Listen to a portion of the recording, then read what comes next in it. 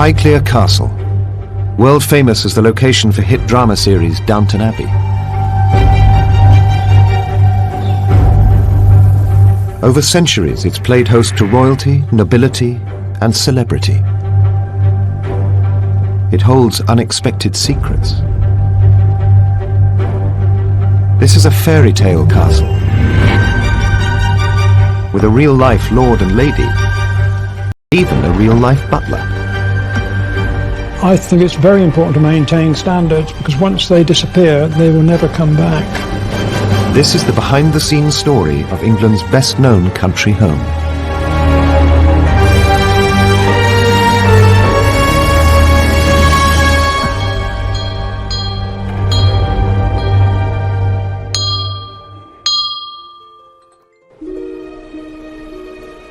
"70 miles west of London lies one of the great estates of England, Highclere.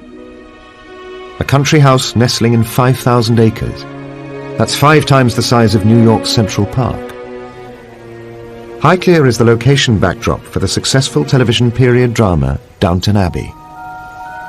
And walking through its doors is like walking onto the television set.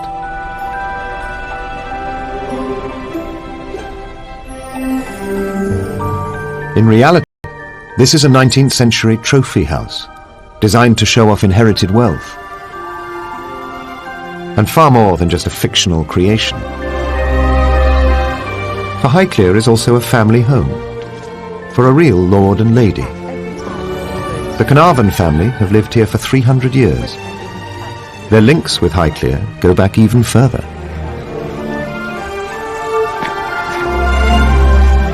The family have owned the land here since the time of Charles II's reign in the late 1600s. George Herbert, the 8th Earl of Carnarvon, inherited his title and the keys to the castle in 2001. Just 2 years after marrying former accountant Fiona Aitken, the present-day Lady Carnarvon. Good afternoon, my lord. Good afternoon, my lady.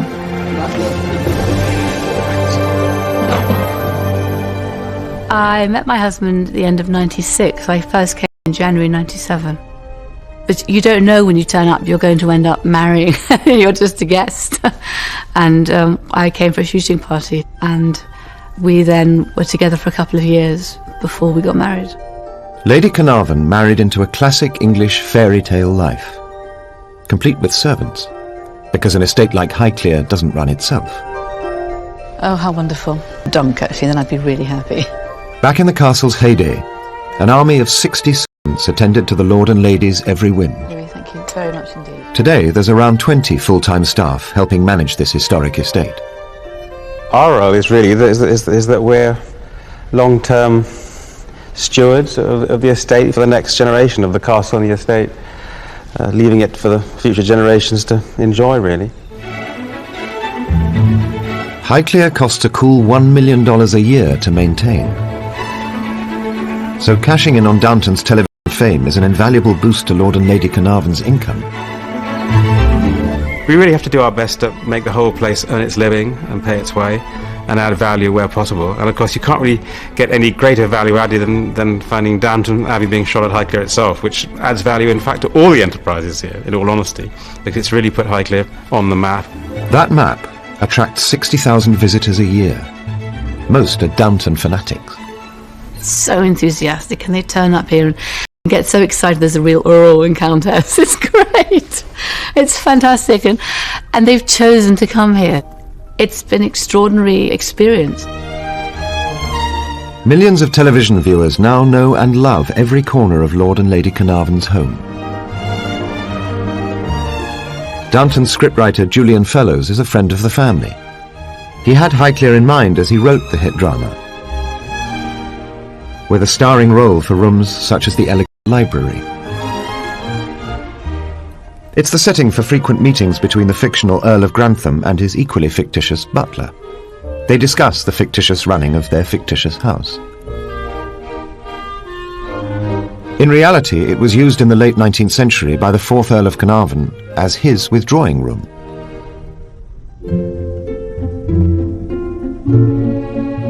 The ladies, however, withdrew to the more feminine splendour of the drawing room. still today one of the family's favourite rooms.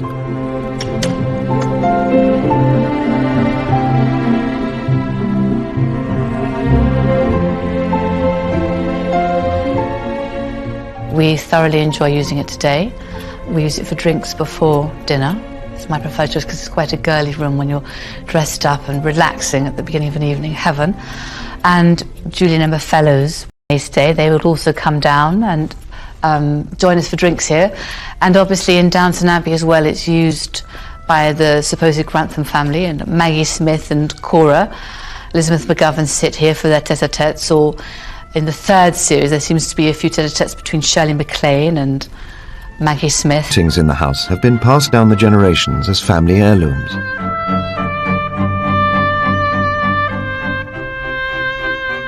The children of the first Earl of Carnarvon hang over the fireplace. In Pride of Place is Lady Carnarvon's Pride and Joy, a 19th century family heirloom.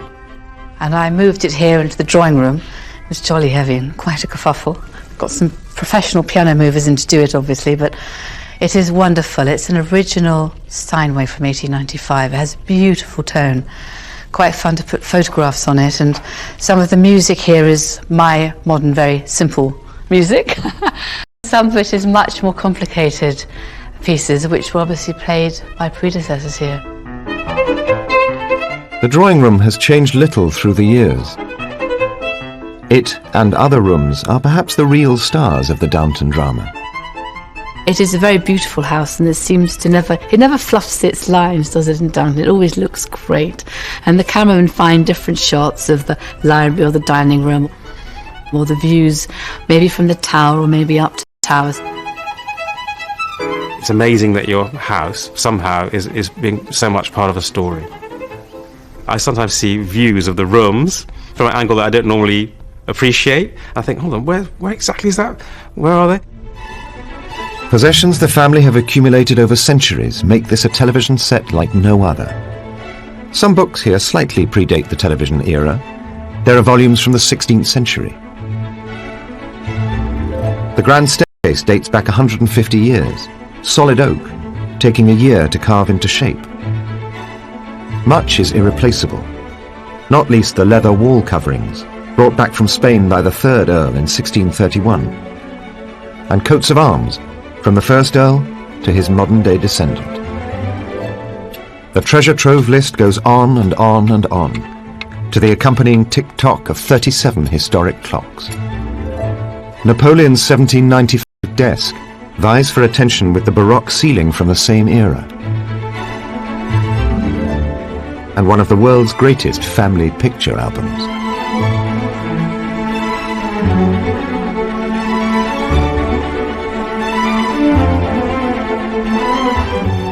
One particular portrait even carries a sombre family legend. Moving this dining room painting will spell disaster for the Carnarvons. So Countess Margaret Sawyer remains a perpetual house guest, and Highclere survives, watched over by King Charles I on horseback, a priceless Van Dyck. But there's one secret room you'll never see in Downton Abbey: the smoking. An English manor house tradition from the late 18th century onwards. This room was a male preserve for smoking, gaming, and important men's talk away from the ladies. It also saved the women from instant asphyxiation. There was smoking room for two reasons then, because this chimney didn't work too well, so there's a lot of smoke in the room. But in fact, nowadays we don't use this fire anymore.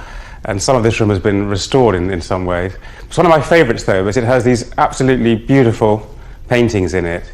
This glorious colours of this still life of the different types of birds and the paradise landscape by a Dutch painter called Jan Weenix. In Pride Place is a photo of the current Earl's grandfather, a colourful character with a party reputation.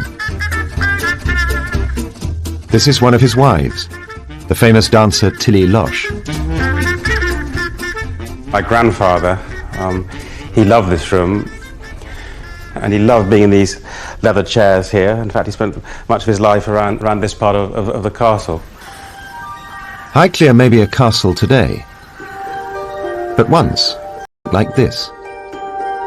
In 1839, architect Charles Barry is brought in, fresh from designing London's Houses of Parliament. He remodels Highclere in a matching Gothic revival style, a clear homage to the British seat of government. It turns what had been an unremarkable home into a far grander status symbol, and Highclere House transforms into the freshly minted Highclere Castle.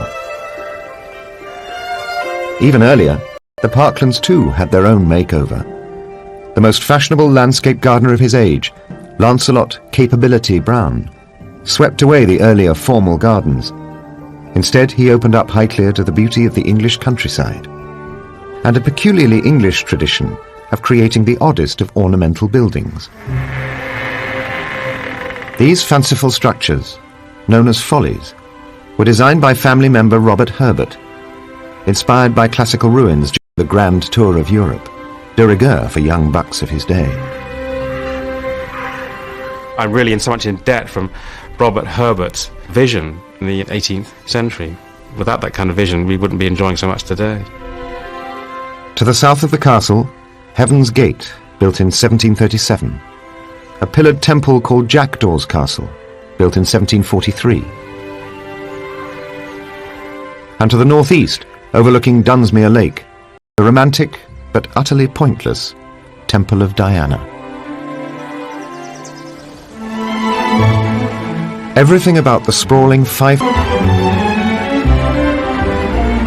mile-long drive to the house winds its way past 56 cedars of Lebanon, planted by the first Earl of Carnarvon over 3 centuries ago. Such planning takes time. Well, we're just coming into the main part of Lime Avenue. Most of these lime linden trees were planted at the time of my grandfather's birth in 1899, and most of them are still going strong today. Despite this tradition of planting for the future, not even an historic estate like Highclere can survive unchanged. Ever-rising maintenance costs and taxes have chipped away at the landholding. Like many estates, it has lost some land. It was perhaps a bit 20% bigger then, but much of it is still intact today. Another intact, though much changed tradition involves the human face of the Highclere estate. For 300 years, the privileged Carnarvons have been looked after by faithful servants. Today, they still employ a butler. In the past, he'd been known as Mr. Edwards. These days, it's just Colin. This is a job that you dress up, you look smart, you feel good, and if you feel good, you can do your job better, I think. The role of the butler nowadays differs quite enormously from what it was in Downton's days. In those days, they looked purely after the family. No, I think in the Downton era, it would have been completely different. I'm quite envious of Carson. Today, it's all about multitasking. In the summer, Colin also works in the visitors' ticket office, when he's not looking after the family.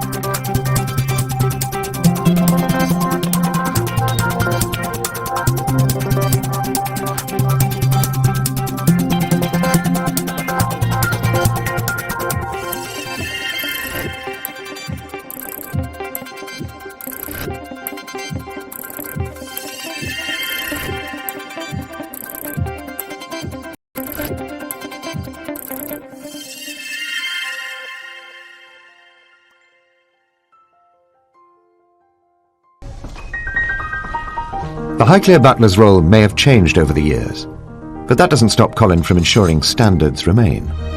The tables have been laid this way for hundreds of years in these type of houses, something that doesn't change. If it does change, it just doesn't look right. I think it's very important to maintain standards, because once they disappear, they will never come back. Colin takes his job seriously. It's become part of his identity, even at home. Oh yes, every breakfast we always lay this way at home. My wife is in the kitchen preparing and I lay the table.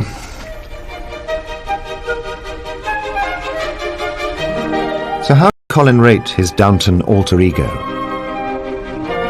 When you see Mr. Carson laying the table, he's learnt very quickly how it should be done, and I think I would employ him.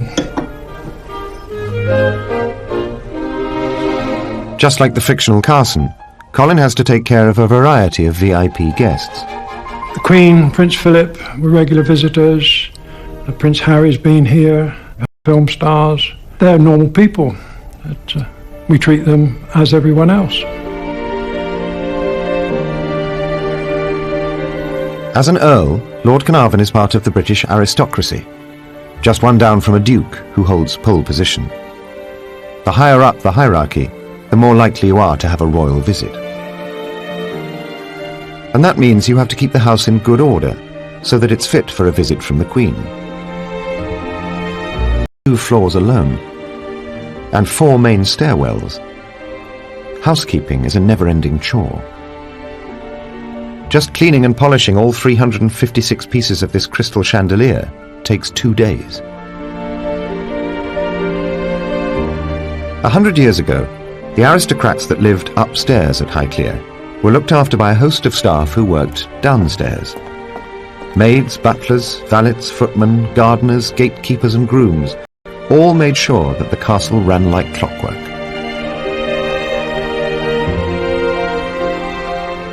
And woe betide any servant disobeying strict codes of conduct. Maids cleaned in the early hours of the morning to avoid disturbing their sleeping lord and lady. Servants must neither be seen nor heard. Cheap labour provided no motive for labour-saving devices. Everything was done by hand. Electricity came early to Highclere. In the 19th century, only the wealthy could afford it. And new high-tech devices proved handy for summoning the servants. What we have here is the bell board, which every room virtually in the castle has a button in each room which is connected to all the different little bells there. And if someone presses them, the centre then starts waggling and you can tell which room has called you. The bell board saved servants the bother of lurking outside a room to see if they were needed, but only if they could get on more efficiently with work downstairs. A few other state-of-the-art household aids have survived the centuries. High in the tower is where unmarried maids once slept, once strictly off-limits to young male footmen, now equally off-limits to tourists visiting the castle. 3 maids shared each tiny room, never far from the call of duty. The only high-tech appliance here was to help in case of fire. The ground is a long way down, so a canvas escape chute could be hung from the window. Maids were taught to keep arms close to bodies, otherwise delicate elbows might catch in the metal hoops. Complementing the inside staff are ground staff looking after the estate. This has been a playground for deer since medieval times. But to protect the vegetation, their numbers have to be kept under control. And so it takes one man and his gun. In the office they call me Robert Hawker, the deer stalker, because it rhymes. Estate for 7 years. Maintaining a healthy population means culling the weaker animals.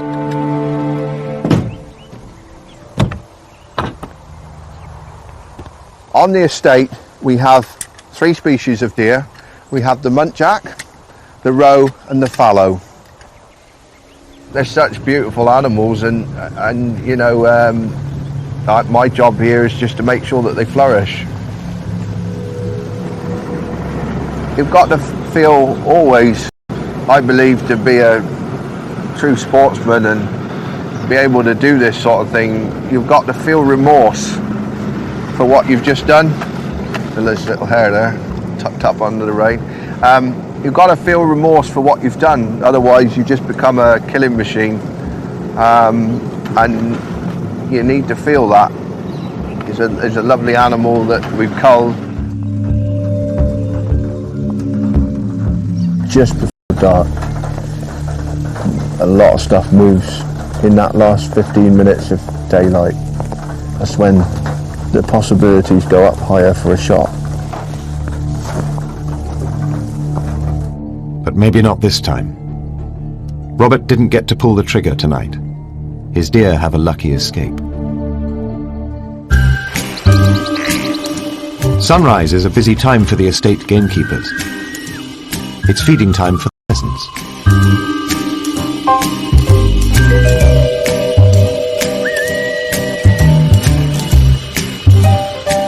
Eddie is the head gamekeeper. He's been here pretty much forever. I started here in 1957 when I was 14. Only just 14, man. And I've been here ever since.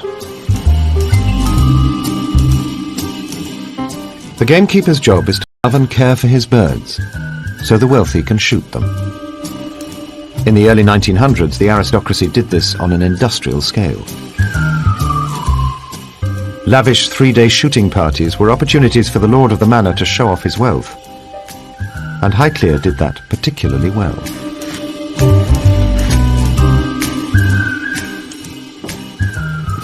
Here in the gamekeeper's staff room, Eddie recalls Highclere's golden era. In the old days there, it was all private. Lord Carnarvon had his guests, like he'd invite all, more or less, his old school friends all through the winter, and they'd shoot with one another. The Prince of Wales, the future King Edward VII, came to shoot here in the 1890s. That's the French with his 2 loaders and the cartridge boy, which was taken around about 1904, I think. They shot 1,600 pheasants here in 3/4 of an hour. Luckily for the pheasants, times have changed. You can't run a shoot now, not with the cost of things now. You just couldn't do it. Today people do still come here to shoot, but as one of the estate's many business opportunities, and the visitors are more likely to be rich businessmen. Morning, Tom. Morning, Ed. Shoot went well yesterday, didn't it? Yeah, it was a good day. Plenty of birds about. They all go like that, we'll be all right. Yeah, we will. Eddie is assisted by his young underkeeper, Tom. Yeah, Ed's a very good boss. He's fair, although he can be strict. It's early days in Tom's career, but like many of the staff on the estate, he expects to be here for life. I've been on Highclere Estate as a gamekeeper for the past 3 seasons. Although I did help out and do my work experience and also helped out through school here, probably a bit too much. These heavy tweed suits have been worn by gamekeepers for generations. They're designed to blend in with the landscape, all part of the shooting tradition. Another of the traditions of the shooting field is that shot game should always be carried and also hung with their heads up to basically show respect again for the birds, so that they finish with their heads held high. This brace of pheasant are off to the castle kitchen for the Lord and Lady's dinner. Highclere's kitchen is downstairs, in the basement of the castle. It's the domain of head chef Paul and his sous chef Rob. When they're not cooking for the Lord and Lady, they're preparing menus for weddings and functions that are part of the basket of businesses that keep Highclere Castle afloat. In the past, there would have been 5 cooks, a first kitchen maid, second kitchen maid, scullery maid, and stillroom maid. Today, it's just the two full-time chefs, though they do have lots of modern conveniences to help.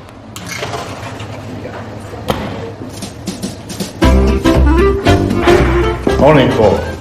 Good morning, Here's Ed. a present for you. Fantastic. Ordered. Thank you. Lovely. Thank you. This pheasant is destined for a mushroom risotto, a dish cooked in this kitchen for more than 100 years. Fantastic. Right. Pheasants would have been eaten here 100 years ago. You know, they're on the land. It's something they can graze off of. It's very safe. It's part of their stable diet. 100 years ago, they would have eaten these on the bone. It's a far superior way of cooking the meat because it stays nice and moist. It was also a golden age for British food, giving birth to celebrity chef, exotic new dishes, and gargantuan 12-course meals. Aristocrats poached their dishes and their chefs from across the globe. Many ingredients came from the continent. Risotto, 1574, found in Milan. Chefs travelled. You know, good houses went on holidays, they found a good cook in the country, and they brought one back. The 5th Earl brought his chef back from Sri Lanka. His recipe for chicken curry is still a favourite on the Highclere menu today. A typical society dinner menu for a party of 20 people cost around $100, double a maid's entire annual salary. Country estates were playgrounds for the rich and famous, and Highclere joined in with gusto. December 1895, the Prince of Wales, the future King Edward VII, arrived at Highclere for the most extravagant weekend the castle had ever seen. For His Royal Highness, nothing was too much money, or too extravagant. There were 12 courses at dinner: caviar, truffles, snipe, partridge, oysters, quail, ptarmigan, pressed beef, chicken, galantines, and pineapple. With a full belly, the king retired to his room, refurbished for his visit, with red silk walls and ornate French furniture. In today's money, the bill for 3 days entertaining royalty was an eye-watering $500,000. What do you need?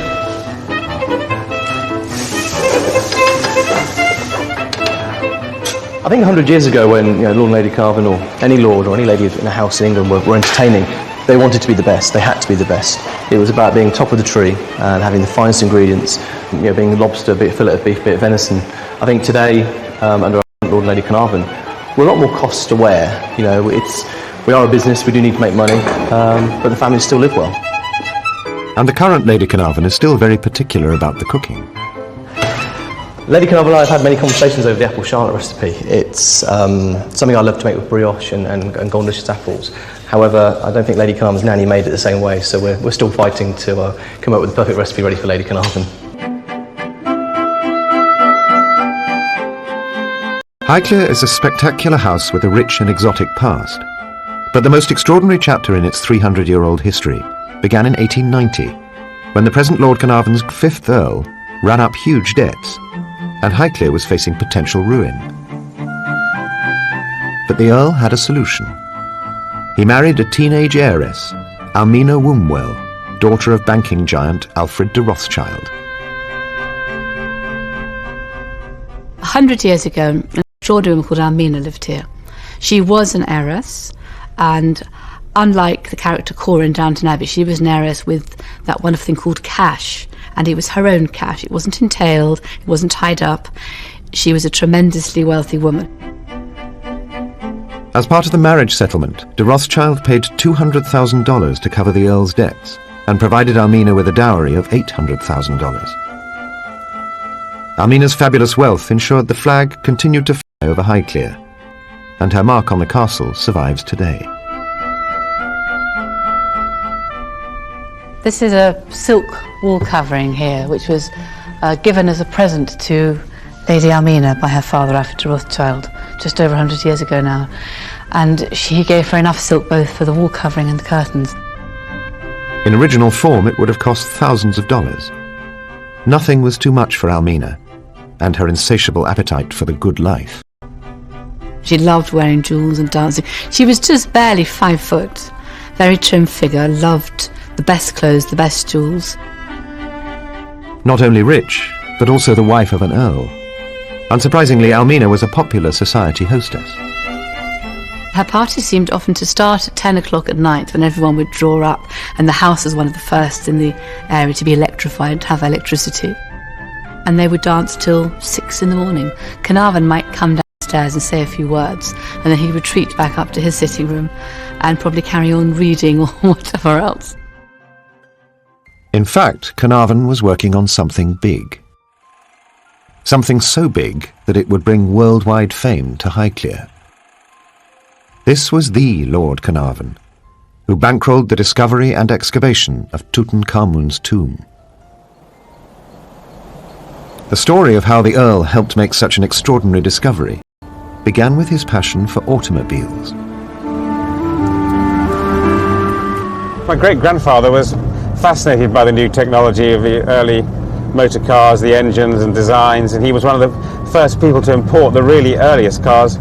I think he became quite keen on becoming a bit of a speedster and driving rather fast, because he did have some fairly spectacular accidents. One in Germany where he turned the whole thing over and broke a whole bunch of bones around his, even his jaw, upper body, was nursed back to health by my amazing great-grandmother Almina. The accident left And not be in the humid, cold climate of England, which is one of the reasons why he started going out to Egypt. And there, in Egypt, Carnarvon developed a passion for ancient relics. Deep down in Highclere's cellars are replicas of the contents of a pharaoh's tomb. Created by the modern-day Earl, this memorial to his great-grandfather includes one of the most recognizable images in the world, the golden mask of the boy king, Tutankhamun. Really, my great-grandfather was a man on a quest. He was absolutely fascinated by objects of great antiquity and great beauty, and he really wanted to find something that really hadn't been found before. The Earl used his wife's fortune to fund the archaeologist Howard Carter as he searched the Valley of the Kings. Several years and thousands upon thousands of dollars later, they made history. Of course, they made the fateful discovery end of October, November 1922, when one of the workmen found those now famous steps down to the rock-cut tomb. Lord Carnarvon was beside Carter as he chiseled the first hole in the sealed entrance. Carnarvon asked, "Can you see anything?" Carter replied with the famous words, "Yes, wonderful things." And of course, they came away with the greatest archaeological discovery and archaeological prize that's ever been, really. The discovery made headlines all around the world and put Highclere on the map. Highclere was completely became part of a global event with the discovery of the tomb. There was the first Pathé News cine film and all that kind of thing. It went right around the world, and everyone wanted an interview with Lord Carnarvon. But just at his moment of greatest triumph, disaster struck. Resting on the banks of the Nile, the Earl was bitten by a mosquito. Just 4 months after the spectacular discovery, Lord Carnarvon died from the effects of septicemia. Newspapers around the world blamed the tragedy on a curse from the tomb. And the hype intensified after a bizarre coincidence. As the Earl passed away in Egypt, his dog Susie, back at Highclere, howled and died at the exact same instant.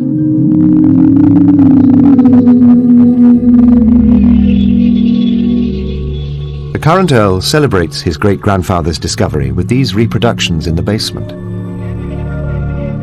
But upstairs at Highclere, there is genuine Egyptian treasure. In 1988, one of the castle's carefully...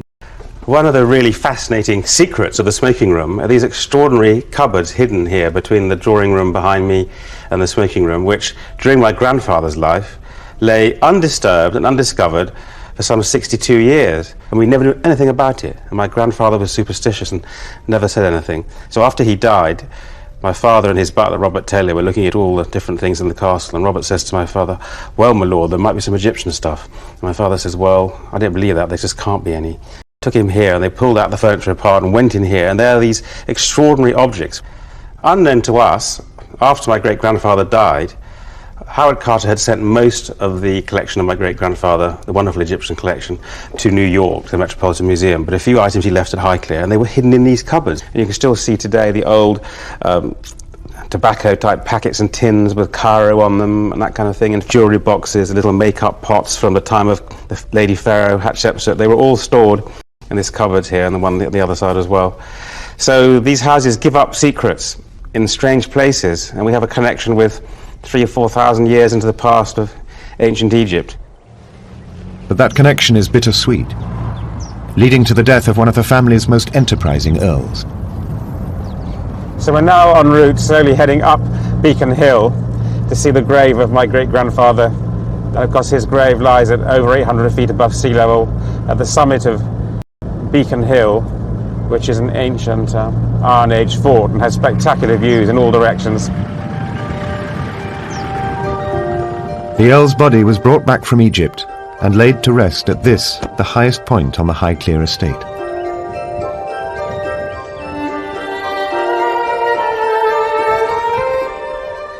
We're right by the grave of my great-grandfather, the 5th Earl of Carnarvon. He was one of perhaps the last great eccentric, even maverick adventurers, and he wanted to be buried high up on his estate, looking back to his glorious house, the castle. And maybe he also thought that he was buried in a quiet, desolate spot, like the extraordinary ancient pharaoh Tutankhamun whose tomb he discovered. It's always rather poignant coming back up here and looking at his grave.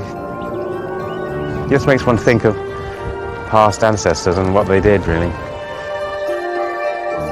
The 5th Earl has been written into the history books, forever linking the family name Carnarvon with one of the most extraordinary discoveries of all time. Almina also had a moment of glory, but hers had come a few years earlier. August 4th, 1914. At the height of a long, hot summer, war lives and learned to fight. Life at Highclere, above and below stairs, changed forever. 75 men left the estate for the battlefields to fight what would be a bloody war. Some of the grooms were the first to enlist because they could obviously ride, and at the time we thought the cavalry was an important part of a battle plan. The keepers joined the machine gunner corps, and then some of the gardeners. The aptly named Digweed family had gardened at Highclere for generations. Their oldest son George enlisted with 2 other gardeners, Albert Young and Charlie Adams, though the head gardener Pope stayed behind to grow food for the estate. Yet the upstairs side of Highclere also made sacrifices. Society girl Almina set aside her life of privilege to care for wounded army officers. She had decided that she wanted to turn this house into a hospital. Almina organised doctors and surgeons and hired 30 nurses. Highclere was transformed into a makeshift hospital for hundreds of men. Blinds were fitted to all the south-facing windows to offer shade for her patients. The journey home from the front wasn't easy, but the ones who survived were met at the door by Lady Almina. She welcomed the first 30-odd patients in September 1914. As the officers began to arrive, the enormity of the situation became apparent. 2/3 had injuries to bones from shrapnel and gunshot wounds. So the resourceful Almina adapted her plans. She turned part of Highclere into an operating theatre.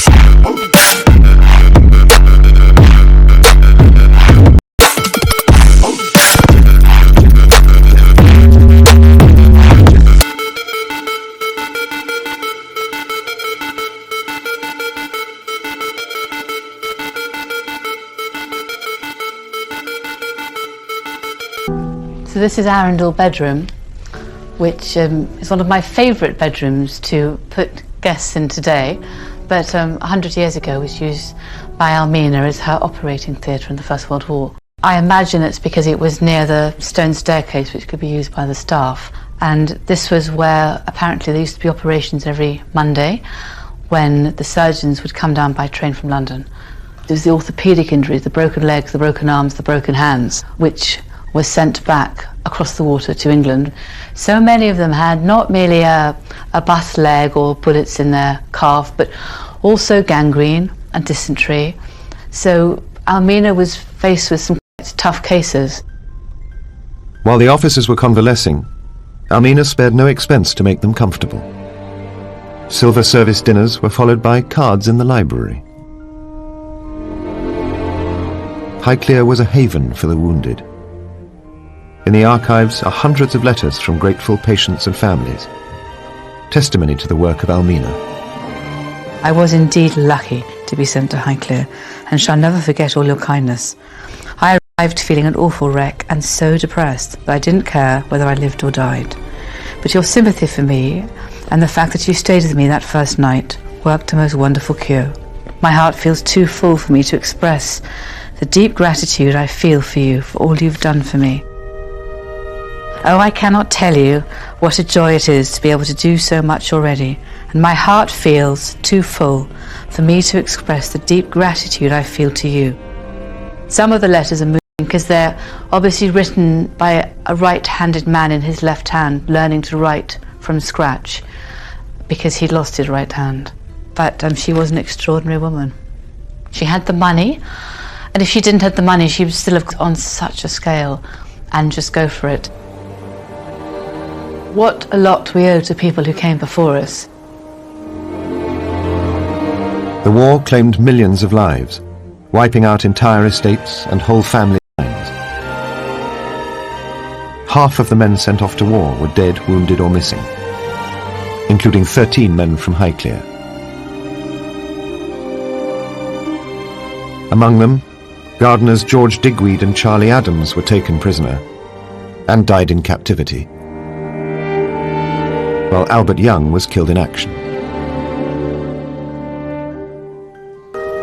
The end of the war brought massive social and political change and heralded a new era in England. Men who left as servants returned as less deferential, battle-hardened veterans, demanding social equality. A British economy ruined by war demanded new taxes, a shock to the landed gentry, used to income tax at 6%. By the time Lloyd George had his budget right at the end of the First War, it was more like 50-60.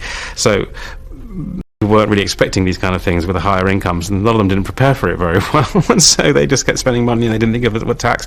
And then things were sold. A lot of estates began to be broken up. Everyone was struggling to make ends meet.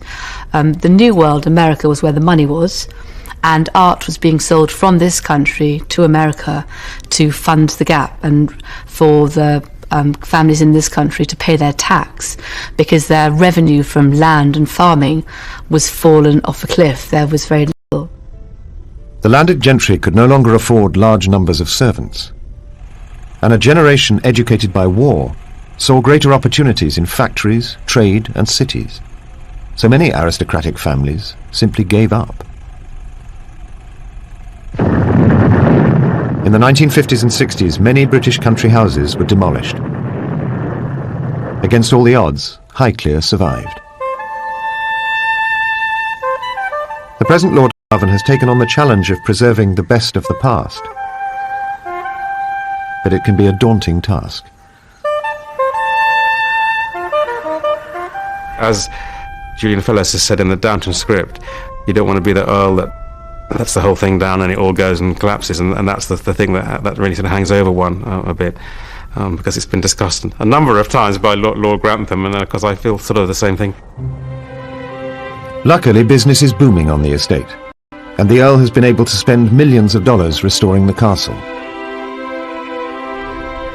Inside the house, the salon with its triple height vaulted ceiling and the roof above us now over 2 years, which was a few £100,000, but we definitely had to do it, or we'd be very wet sitting here right now. It never really ends at Highclere. There's always something to be fixing, isn't there? So. Yes. I like doing the fun bits inside, but without having good roofs and good walls, there's no point, making it look beautiful again. As well as repairing the fabric of the house, there are other, more unusual costs.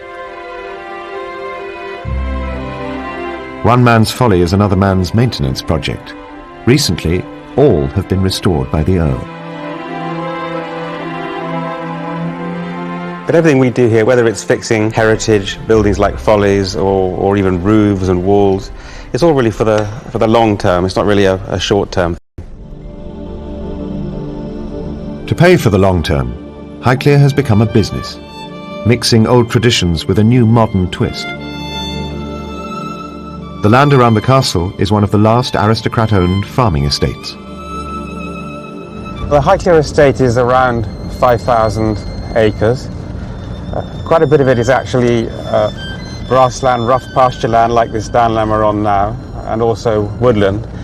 There's about 2,000 acres of arable land for farming, and we're still growing wheat, barley, oats, and we also have about 1,600 ewes, and of course they're lambs as our sheep flock, because we have around 1,500 acres of grass to graze here, which is a fair amount on an estate of this size. The family has farmed here for hundreds of years, an important source of income for generations.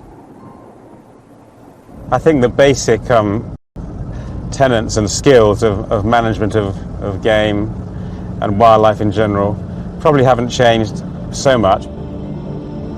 But like most farms today, it's had to diversify. Highclere is now famous for horse feed. They produce award-winning oats for racehorses, including the Queen's. These are the original stables, used for hundreds of years. But no racehorses here, just Lady Carnarvon's Arab mare.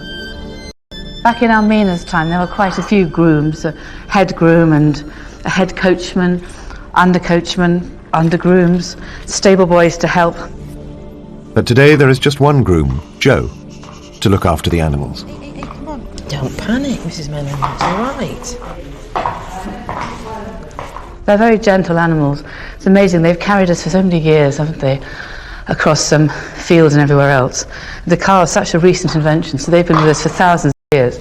And people have ridden around here for thousands of years. So I'm just trees. Before cars took over the world, around 60 horses worked here. And Lord Carnarvon's great-grandfather also bred racehorses. Now there are just 6 horses to look after. And it's part of Lady Carnarvon's daily routine to exercise her favourite, called Azzy. And the spaniels, of course.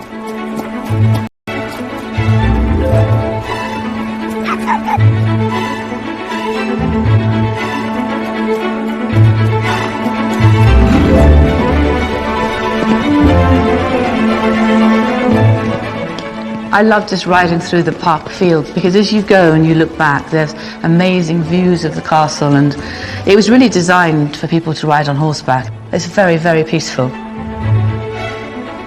I think I always get a sense of coming into another world.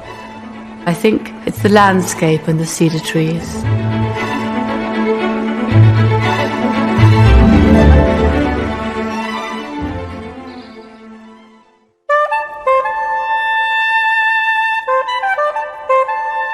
Having the keys to a castle is a huge responsibility.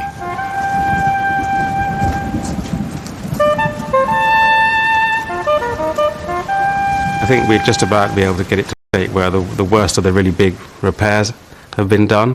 That would mean all the difference to me, really, to have achieved that in my lifetime. I can say that, hand over to my son George eventually and say, look, at least, you can build on that. You're not having to go right back to square one with repairs that haven't been done for 150 years. Between them, Lord and Lady Carnarvon are preserving Highclere for future generations.